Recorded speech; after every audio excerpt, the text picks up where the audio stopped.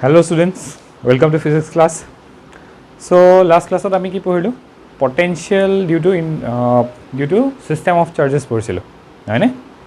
so আজি আমি পঢ়িম potential due to a spherical shell uniformly charged spherical shell আমি যে এটা spherical shellৰ কাৰণে electric field উলিয়াইছিলো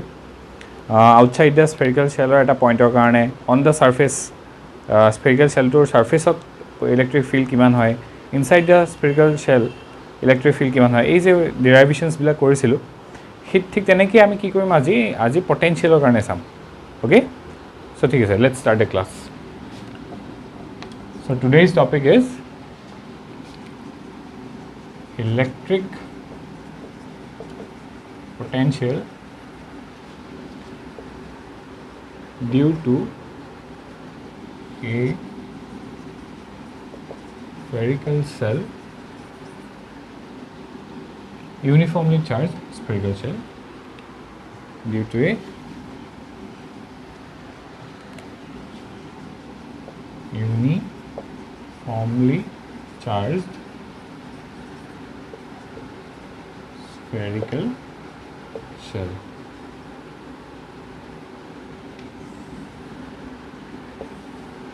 Okay.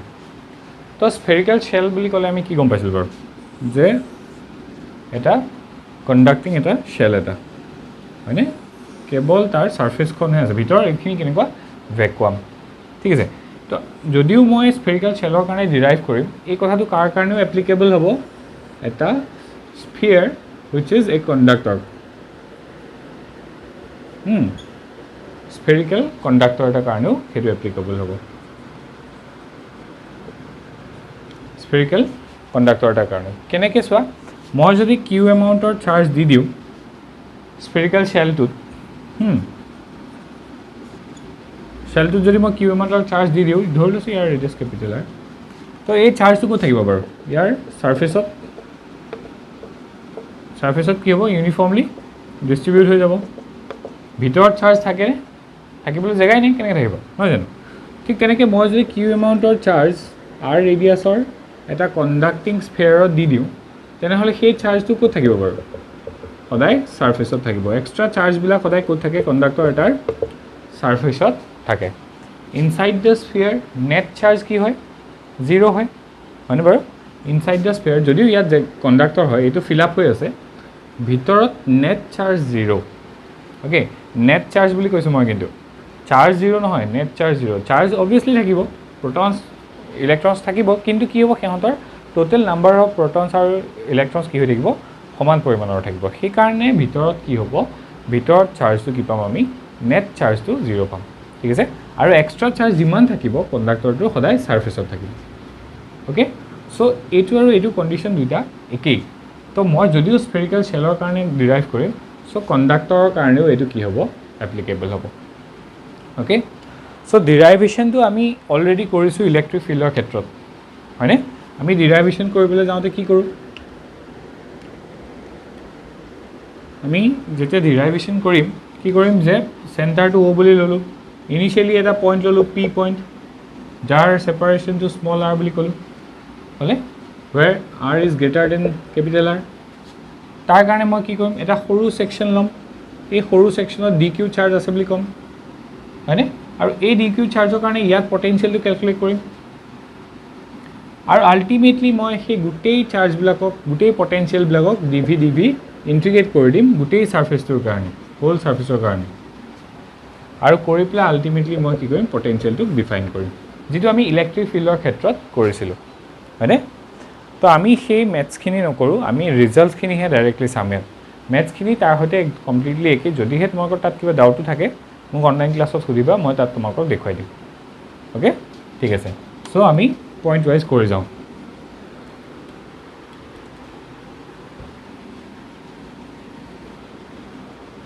সো স্ফেৰিকেল শেলটো মই ইয়াতে আঁকি লৈছো যাৰ ৰেডিয়াসটো ক্যাপিটাল R ওকে সেন্টাৰটো ও বুলি দিছো ইয়াতে কি হৈছে কিউ এমাউন্টৰ চাৰ্জ ইউনিফৰ্মলি ডিস্ট্ৰিবিউট হৈ আছে এটা স্ফেৰিকেল শেল দেই ওকে এতিয়া ফাৰ্স্ট আমি কাৰ কাৰণে উলিয়াম when the point suppose P point এটাৰ কাৰণে উলিয়াইছোঁ যিটো পইণ্ট কি হ'ব আউটসাইড দ্য স্ফেৰিকেল শেল হ'ব when the point P lies outside the shell outside the shell তাৰ মানে এই পইণ্টটো কাৰণে সৰি R নহয় P এই পইণ্টটো কাৰণে আৰু তাৰ কাৰণে ৰেডিয়াছটো ইয়াৰ পৰা ইয়ালৈকে ডিষ্টেঞ্চটো কিমান স্মল r তো আউটসাইড দ্য শেল তাৰ মানে r ইজ গ্ৰেটাৰ দেন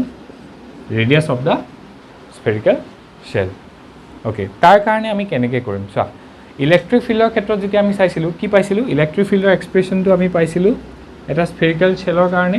গোটেই চাৰ্জবিলাক চেণ্টাৰতে জমা হৈ থকা নিচিনা বুলি ফিল কৰিছিলোঁ আৰু তাৰ কাৰণে ইলেক্ট্ৰিক ফিল্ড পাইছিলোঁ 1/4 এপচাইলন নট কিউ যদি কেপিটেল কিউ আছে ইয়াত গতিকে কেপিটেল কিউ ডিভাইডেড বাই স্মল আৰ স্কুৱেৰ এই ফৰ্মুলাটো পাইছিলোঁ আমি তাৰ কাৰণে ইলেক্ট্ৰিক ফিল্ডৰ কাৰণে ওকে ইলেক্ট্ৰিক ফিল্ডৰ ফৰ্মুলাটো সেইটো হৈছিল তাৰমানে গোটেই চাৰ্জটো যেন এই চেণ্টাৰটোতেই জমা হৈ আছে তেনেকুৱা নিচিনা ফিল হৈছিল আৰু সেই এটা পইণ্ট চাৰ্জৰ কাৰণে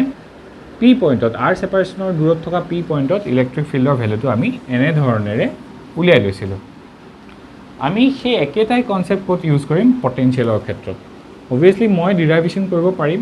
মই তোমালোকক যিটো ক'লোঁ যে অকণমান ছেকশ্যন এটাক লৈ পেলাই আমি ডিৰাইভ কৰিব লাগিব গোটেই পৰ্চনটোৰ কাৰণে পিছত ইণ্টিগ্ৰেট কৰি দিব লাগিব তেতিয়া আমি ফৰ্মুলাটো পাই যাম বা আমি এনেকৈও ভাবিব পাৰোঁ গোটেই চাৰ্জটো ক'ত জমা হৈ থকা নিচিনা ফিল হয় চেণ্টাৰত তো চেণ্টাৰত এটা কিউ চাৰ্জ আছে কেপিটেল কিউ চাৰ্জ আৰু সেই কিউ চাৰ্জটোৰ কাৰণে আৰ ৰেডিয়াছৰ আৰ ডিষ্টেঞ্চৰ পি পইণ্টত মোক পটেনচিয়েল লাগে তো তাৰ কাৰণে চিম্পল ফৰ্মুলাটো আমি কি বুলি জানো V equals to 1/4 epsilon naught capital Q by R so এই ফৰ্মুলাটোৱে ইউজ হ'ব কাৰ ক্ষেত্ৰত যেতিয়া পইণ্টটো কি হৈ থাকিব আউটসাইড দ্য স্ফেৰিকেল শেল থাকিব ঠিক আছে সো আউটসাইড দ্য স্ফেৰিকেলৰ কাৰণে আমি কোনটো ফৰ্মুলা ইউজ কৰিম এই ফৰ্মুলাটো ইউজ কৰিম ঠিক আছে when R is greater than capital R okay ধৰিব পাৰিছা okay next when the point P lies on the surface of the shell on the surface ঠিক আছে যেতিয়া শেলটোৰ সাৰফেসত থাকিব শেলটোৰ সাৰফেসত মানে small r equals to capital R এবাৰ তাৰমানে পি পইণ্টটো আনি মই ক পালোহি পি পইণ্টটো আহি সাৰফেসখনেই পাই গ'লহি ইয়াতে আছে পি পইণ্টটো ঠিক আছে তেতিয়া কি হ'ব তেতিয়া আমি কি পাইছিলোঁ তেতিয়া আমি সিম্পলি স্মল আৰটো ঠাইত কেপিটেল R বহাই দিয়া আৰু ইয়াত কণ্ডিশ্যনটো কি হ'ব where R equals to capital R electric ফিল্ডৰ ক্ষেত্ৰতো আমি তেনেকৈয়ে পাইছিলোঁ ইলেক্ট্ৰিক ফিল্ড পাইছিলোঁ 1/4 epsilon naught Q by capital R square এইটো পাইছিলোঁ ইলেক্ট্ৰিক ফিল্ডৰ মেগনিটিউড হয়নে তো আমি ইয়াত জানো R square নহয় R হ'ব আগৰ ফৰ্মুলাটোতে R ঠাইত স্মল R জেগাত আমি স্মল কেপিটেল R পুট কৰিব পাৰোঁ ওকে কেতিয়া when the point P lies on the surface of the spherical shell বা solid conducting sphere okay next third point to অকমান tricky okay third point to আমি কি পাইছিলোঁ when the point P lies inside the shell point P lies inside the shell inside the shell আমি electric field কি পাইছিলোঁ বাৰু 0 পাইছিলোঁ মনত আছে নে তোমালোকৰ ইয়াতে ভিতৰত কোনবা এটা পইণ্ট লৈছোঁ R এইটো P point inside the spherical shell কি পাইছিলোঁ ইলেক্ট্ৰিক ফিল্ড 0 পাইছিলোঁ হয়নে কিয় কেনেকৈ মনত পৰিছেনে ইয়াতে গছিয়ান সাৰফেস এখন সিলেক্ট কৰিছিলোঁ আমি এনেকৈ তো গছিয়ান সাৰফেসখনৰ ভিতৰত কোনো চাৰ্জে নাই কাৰণ শেলটোৰ ভিতৰতো কোনো চাৰ্জ নাছিলে কেৱল সাৰফেসত চাৰ্জ আছিলে গতিকে গছিয়ান সাৰফেসৰ ভিতৰত চাৰ্জ নথকাৰ কাৰণে আমি আল্টিমেটলি ইলেক্ট্ৰিক ফিল্ড 0 পাইছিলোঁ তো এতিয়া মোৰ প্ৰশ্ন হ'ল যে পটেনচিয়েল 0 পামনে পটেনচিয়েল 0 পামনে বাৰু পটেনচিয়েল কিন্তু আমি 0 নাপাওঁ তো পটেনচিয়েল কি পাম বাৰু কেনেকৈ চিন্তা কৰিম আমি চোৱা ওকে ইলেক্ট্ৰিক ফিল্ড 0 তাৰমানে ইলেক্ট্ৰিক ফিল্ড যদি 0 হয় তুমি এটা কথা ভাবি চোৱা ইয়াৰ পৰা যদি কিউ এমাউণ্টৰ চাৰ্জ এটা তুমি ভিতৰলৈ লৈ যাবলগীয়া হয়, ইয়াত ইলেক্ট্ৰিক ফিল্ড কিবা এটা আছে, কিন্তু ইয়াৰ ভিতৰলৈ যেতিয়াই লৈ যাবলৈ বিচাৰিবা তেনেহ'লে ইলেক্ট্ৰিক ফিল্ডৰ ভেলু তাত কি হ'ব 0। তো তাৰ মানে তুমি ছাৰ্ফেচৰ পৰা এইখন ছাৰ্ফেচৰ পইণ্ট আছে, তাৰপৰা ভিতৰলৈ এটা পইণ্টলৈ নিছা, পইণ্ট 1ৰ পৰা পইণ্ট 2লৈ নিছা, ঠিক আছে। কাক নিছা? স্মল কিউ এমাউণ্টৰ চাৰ্জ এটাক। তো তুমি ৱৰ্ক কিবা কৰিব লাগিবনে বাৰু এগেইনষ্ট দ্য ইলেক্ট্ৰষ্টেটিক ফ'ৰ্চ? লাগিবনে?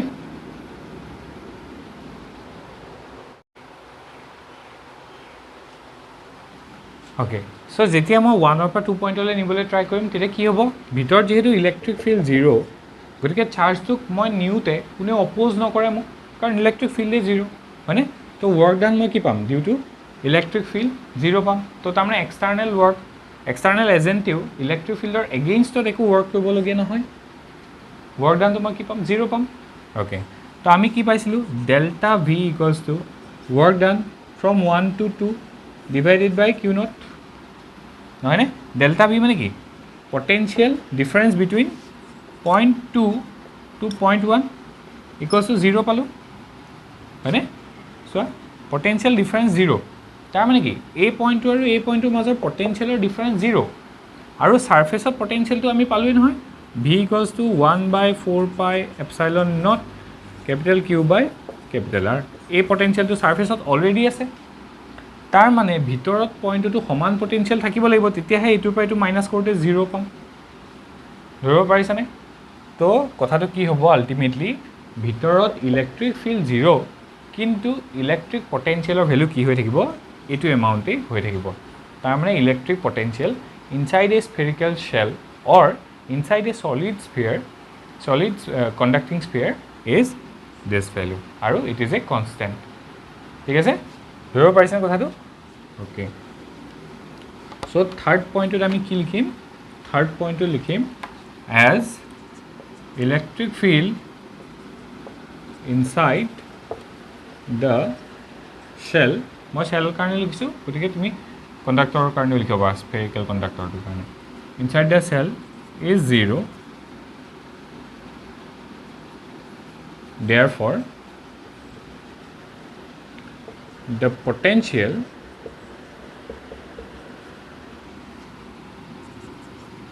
inside the shell will be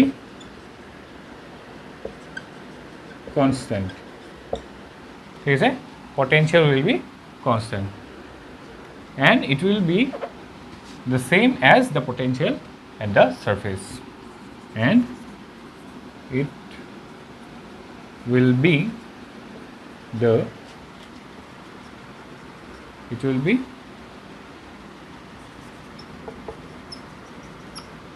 as the potential at the surface. তো ছাৰ্ফেচত যিটো পটেঞ্চিয়েল থাকিব তাৰ সৈতে সমান থাকিব। ঠিক আছে, কনষ্টেণ্ট ভেলু হ'ব, এইটো মনত ৰাখিবা সদায়। ইনচাইড দ্য স্ফেৰিকেল শ্বেল বা ইনচাইড এই ছলিড কণ্ডাক্টিং স্ফিয়াৰ কি হ'ব? যে পটেঞ্চিয়েলটো ভিতৰত আৰু ছাৰ্ফেচত সমান পৰিমাণৰ থাকিব, আৰু সেই ভেলুটো কি হ'ব? এটা কনষ্টেণ্ট ভেলু। ঠিক আছে, আৰু তাৰ ভেলুটো কিমান হ'ব? মই ভেলুটো ৰাফ কৰি দি পেলাই লিখি আছোঁ।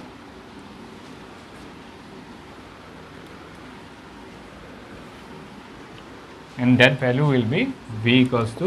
1/4 pi epsilon naught capital Q by R. ইমানটো ভেলু পাম কেতিয়া? when R is less than capital R. ঠিক আছে, less than capital R, কাৰণ ভিতৰত আছে স্মল r। ঠিক আছে, এই কণ্ডিশ্যনটো। চ' এই তিনিটা পইণ্টে আমি মনত ৰাখিব লাগিব। ঠিক আছে, ডিৰাইভেশ্যন কৰিবলৈ গ'লে আমি যেনেকৈ ইলেক্ট্ৰিক ফিল্ডৰ ক্ষেত্ৰত কৰিছিলোঁ তেনেকৈ তোমালোকে কৰিব পাৰা, ট্ৰাই কৰি চাব পাৰা। আল্টিমেট ৰিজাল্টটো আমি এনেকৈয়ে পামগৈ। অ'কে, চ' স্ফেৰিকেল শ্বেল এটাৰ ক্ষেত্ৰত আমি পটেঞ্চিয়েলৰ ভেলু এইটো পালোঁ। আৰু যদি মই গ্ৰাফ ড্ৰ কৰোঁ, অ'কে, গ্ৰাফ ড্ৰ কৰিলে কি হ'ব চোৱা। এই ভেলুটো কনষ্টেণ্ট বুলি তোমালোকে কনফিউজ হৈছেনে? কাৰণ আৰ মানে কি? ৰেডিয়াছ অফ দ্য স্ফিয়াৰ, এইটো constant value. Capital Q charge এটা ফিক্স ভেলু চাৰ্জ আমি তাত দি দিলোঁ। 1/4 পাই এপচিলন নটটো কনষ্টেণ্টেই, তো গোটেই ভেলুটোৱে কনষ্টেণ্ট। ঠিক আছে, অ'কে, চ' মই গ্ৰাফ ড্ৰ কৰোঁ, কেনেকৈ হ'ব চোৱা।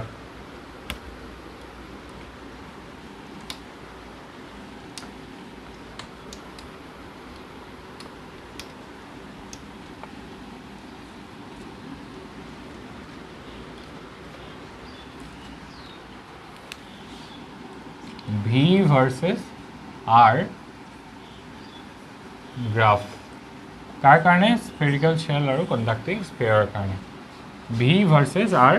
গ্ৰাফ অ'কে ধৰি লওঁতো এইটো হৈছে স্ফেৰিকেল শেল বাৰু হ'ব মই ইয়াতে ৰাখি থৈছোঁ 0 মই লৈছোঁ এক্স এক্সিছত ছেপাৰেশ্যনটো ঠিক আছে তাৰমানে চেণ্টাৰ অফ দ্য স্ফেৰিকেল শেলৰ পৰা কিমান দূৰত পি পইণ্টটো আছে সেইটো আৰু বুজাই আছে আৰু পটেনচিয়েলৰ যিটো ভেলু হ'ব সেইটোক মই লৈছোঁ এলং ৱাই এক্সিছ এই গ্ৰাফটো কেনেকুৱা হ'ব বাৰু চোৱা যেতিয়া পিটো আউটছাইড দ্য স্ফেৰিকেল শেল আছিলে ভি কি হৈছিলে 1/4 pi epsilon naught capital Q by small R outside the spherical shell R is greater than capital R হয়নে V equals to 1/4 pi epsilon naught capital Q by capital R small R equals to capital R আৰু V equals to 1/4 pi epsilon naught capital Q by capital R when small R less than capital R এই তিনিটাই condition আছিলে চোৱা মই তাৰমানে less than capital আৰটো ক'ৰ পৰা ষ্টাৰ্ট হ'ব জিৰ'ৰ পৰা যেতিয়া সি বাঢ়ি গৈ থাকিব তাৰ ভেলুটো কেনেকুৱা কনষ্টেণ্ট নহয়নে এই ভেলুটো সমান ধৰি লৈছোঁ সেই ভেলুটো হৈছে এইটো তো সি বাঢ়ি গৈ আছে আৰ ভেলু বাঢ়ি গৈ আছে আৰু পটেনচিয়েলৰ ভেলুটো কি হৈ আছে ফিক্স হৈ আছে ধৰি লৈছোঁ এই পইণ্টটোৱে small R equals to capital R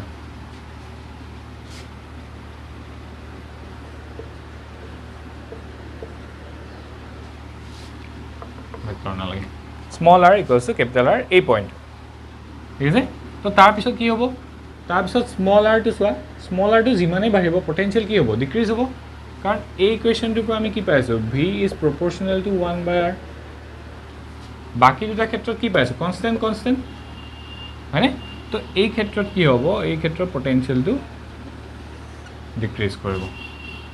এই ভেলুটো কি হয় এই ভেলুটো হৈছে V equals to 1/4 pi epsilon naught capital Q by